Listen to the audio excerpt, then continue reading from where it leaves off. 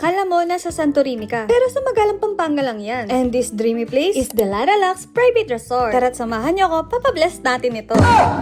Sobrang aesthetic ng place. Minimalist, cozy, and very Instagrammable. Para sa mga mahilig mag-basketball, may court din dito so walang boring moments. At syempre, may enclosed videoke room din. Kaya kahit mapasarap ang kantahan, hanggang late night, hindi basta rinig sa labas. Perfect sa mga mahilig mag-videoke. Andito naman ang veranda. Perfect for meals and chill banding with family and friends. May CR din sa labas na may shower, kaya super convenient, lalo na kung galing sa pool. Dito naman tayo sa pool area. Malaki yung main pool, may malalim sa dulo, may mababaw sa kabilang side. Tapos may smaller pool din, kaya bagay talaga for both adults and kids. May spacious parking area din sila, kaya hindi magiging problema kung marami kayong dalang sasakyan. May dirty kitchen din sila na fully equipped. May lutuan, refrigerator, microwave, and mineral water, kaya convenient kung gusto nyo magluto or mag-prefer ng food. Eto naman yung loob ng resort. Nagpa-setup kami ng dining area para mas komportable pagkakain. And eto naman yung receiving area kung saan pwedeng tumambay at mag-welcome ng mga bisita. Fully air-conditioned din ang buong area, kaya super comfy kahit tanghali. Kung marami kayo sa barkada,